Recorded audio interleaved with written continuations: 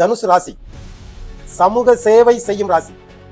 நற்பணி மன்றங்களுக்கு நீங்கள் தான் அதன் உறுப்பினர்கள். உலகத்திற்கு நற்பணிகளை செய்பவர்கள் நீங்கள். கூலி இல்லாமல் உழைப்பவர்கள் நீங்கள். மற்றவர்களை உயர்த்தும் ஏணி நீங்கள். ஆண்டவனின் இரக்கத்தை பெற்றவர்கள் நீங்கள். யோகங்களை இழப்பவர்கள் நீங்கள். உயர்நிலையான வாத்தியார்களும் ஆசிரியர்களும் குருவும் நீங்கள். உங்கள் யோகங்களை நீங்கள் மற்றவர்களுக்கு விட்டு கொடுத்து விட்டால், ஐயோ போச்சே, கொடுத்தோமே, இப்படி ஆயிற்று என்று உங்கள் அனைத்தையும் இழந்து புலம்பி வருந்தி துன்பப்படுகிறவர்களும் நீங்களே. வணக்கம். அடுத்தது இப்போ நாம் பார்க்க இருப்பது தனுசு ராசி. தனுசு ராசியில் இருப்பது பூராடம், மூலம், உத்திராடம். இந்த 3 நட்சத்திரங்களும் தனுசு ராசியில் இருக்கிறது. இதுல தகப்பனார் இந்த ராசியில் இருக்கிறார். பாக்கியங்கள் எல்லாம் இந்த ராசியில் இருக்கிறது. இந்த ராசிதான் ஒருவரை உயர்ந்த நிலைக்கு கொண்டு செல்லும். அதாவது தகப்பன், ஒரு தகப்பனால் மட்டும்தான் ஒரு பிள்ளைய உயர்ந்த நிலைக்கு படிக்க வைப்பதோ, அவர்களை உயர்வடைய செய்வதோ, பெரிய நிலைக்கு கொண்டு வர்றதே தகப்பனாருடைய பாக்கியம்தான். தகப்பனார் இந்த ராசிக்குள்ள இருக்கார். அப்புறமா பாக்கியங்கள் எல்லாம் இருக்கு. தகப்பனார் சேர்த்து வச்ச சொத்து சோகங்கள் எல்லாம் இதுக்குள்ளதான் இருக்கு. அடுத்தது என்ன இருக்குன்னா, இதற்குள்ள இருப்பது நற்பணி மன்றங்கள் எல்லாம் இதற்குள்ள இருக்கு. ரசிகர் மன்றம், நற்பணி மன்றம், கிளப்புகள், மனிதர்களுக்கு சமூக சேவை செய்வது எல்லாமே இந்த ராசிக்குள்ளதான் இருக்கு. அடுத்தது எது இருக்குன்னா, ஒருவருக்காக கடுமையாக உழைத்து, நேரம் பாராமல், பொருள் பாராமல், தன்னுடைய உடல் பலகீனங்களை பாராமல் உழைத்து ஏமாற்றப்பட்டு போவதும் இதற்குள் தான் இருக்கிறது. அவர்கள் சொல்வார்கள், என்ன செய்துட்டா பெருசா, உனக்கு என்ன வேணும் சொல்லு, வாங்கிட்டு போ அப்படின்னு இந்த ராசிக்குள் இருக்கிறவர்கள் தான் சொல்வார்கள்.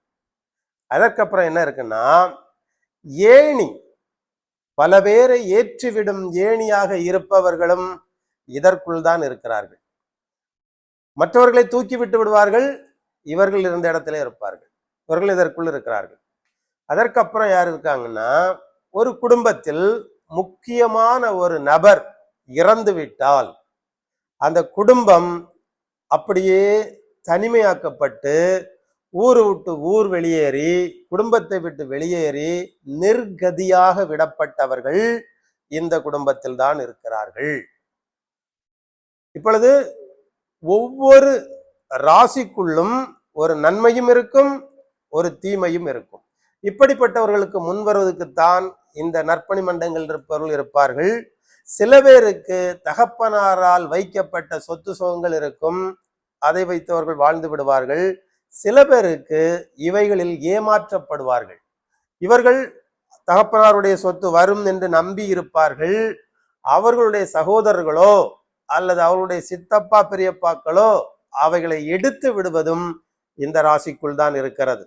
இந்த ராசியில் பிறந்தவர்கள் ஒரு முறையாவது மற்றவர்களுக்காக உழைத்து விட்டோ, மற்றவர்களுக்காக வாழ்க்கையை தியாகம் செய்து விட்டோ ஏமாற்றப்படுவது உறுதியாக நடக்கும். இதை யாராலும் தடுக்க முடியாது.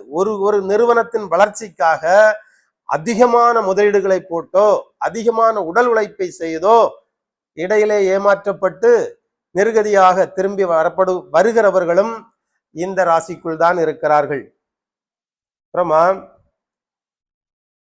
ஒரு ஒரு பயணம் போகிறவங்க, அதாவது பயணம்னா வெகு தூர பயணம் போகிறவங்க, போய் இந்த ஊர்ல இருந்து இன்னொரு வெகு தூரத்துக்கு போய் சுற்றுலா போகிறவங்கள், வெகு தூர பயணம், இந்த நாடு விட்டு இன்னொரு நாடு போய் வந்து திரும்பி வருகிறவர்கள், அப்படிப்பட்ட தொழில் செய்கிறவர்கள், அதாவது இங்கிருந்து ஒரு அடுத்த நாடு, அண்டை நாடுக்கு போய் சுற்றி வந்து இந்த தூதுவர்கள் போல வந்து வருகிறவர்களும் இந்த ராசிக்குள் தான் இருக்கிறார்கள்.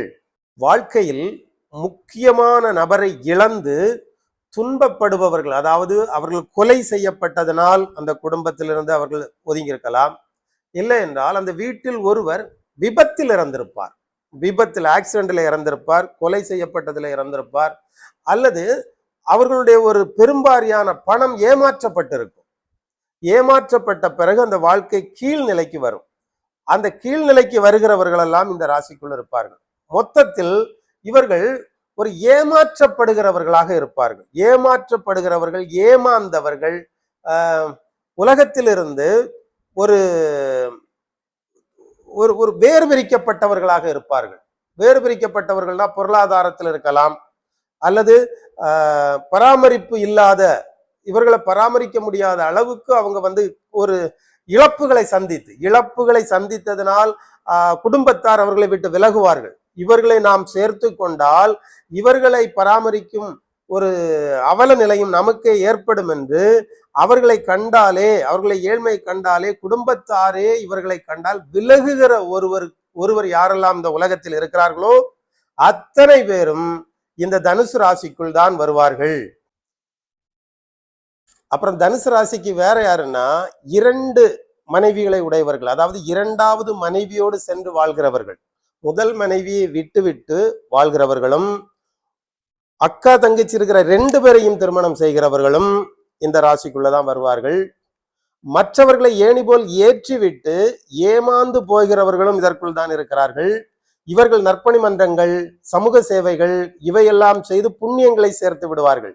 பல பேரை ஏற்றி விடுகிற ஏணியாக இருந்து ஏமாந்து விடுகிறதினால் இவர்கள் புண்ணியமாக இவைகளை சேர்க்கப்பட்டு இறைவனின் வாசல் திறக்கப்படும். அதாவது பரமபதம் இதுலதான் இருக்குது. பரமபதம்ங்கிற சொர்க்க வாசல் இதுலதான் திறக்குது. பரமபத வாசல் இந்த மார்கழியில் தான் இருக்கிறது. அதாவது மார்கழி தான் தனுசு ராசி இதற்குள் இருக்கிறது. மிதுன ராசியில் பூமியின் வாசல் இருக்கிறது. பூமியில் பிறக்கிறவர்கள் அங்கு பிறந்து இங்கு வானத்தில் ஏற வேண்டும். வானத்தில் ஏற முடியாமல் விருச்சிகத்திலே மரணத்தில் கிடப்பவர்கள் அங்கே ஒரு கிரகம் தடையாக நின்று கொண்டிருக்கிறது. உன் கடமைகளை செய், பின்பு போ. அதே போல் இவர்கள் 2வது மனைவியை தவிக்க விட்டு வாழ்ந்தால், அதாவது 2வது மனைவியை தவிக்க விட்டாலோ முதல் மனைவியை தவிக்க விட்டாலோ இவர்கள் இந்த படுகொலியில் விழுந்து விடுவார்கள். இவர்கள் அவைகளை சரியாக செய்ய வேண்டும். அவர்களுக்கு கொடுக்கப்பட்ட வேலை என்ன வேலை என்றால் புண்ணியம் செய்வதே வேலை. இவர்கள் புண்ணியம், சமூக சேவை, மற்றவர்களுக்கு உதவுதல், இது எல்லாமே இதுதான். மற்றவர்களை உயர்த்துகிற ஏணியாகவே இருப்பார்கள். இதனால் தான் பரமபதம் என்று இதற்கு சொல்லப்பட்டிருக்கிறது. பரமபதத்தின் வாசல், அது ஏணி, 2 ஏணியும் ஒரு பாம்பும் இருக்கும். இவர்கள் மற்றவர்களுக்கு சரியாக வழிகாட்ட வேண்டும். சரியாக வழிகாட்டி ஆலோசனை சொல்லுகிறவர்களும் இந்த ராசிக்குள் இருப்பார்கள். ஐயோ எல்லாம் விட்டு விட்டு ஏமாந்து போனோமே, ஐயோ எனக்கு போச்சே, இது போச்சே, அது போச்சே என்று ஒருபோதும் இவர்கள் அதை பற்றி சிந்திக்கவே கூடாது. இவர்கள் சிந்தித்தால் தங்களுடைய புண்ணியங்கள் எல்லாம் கெட்டுவிடும்.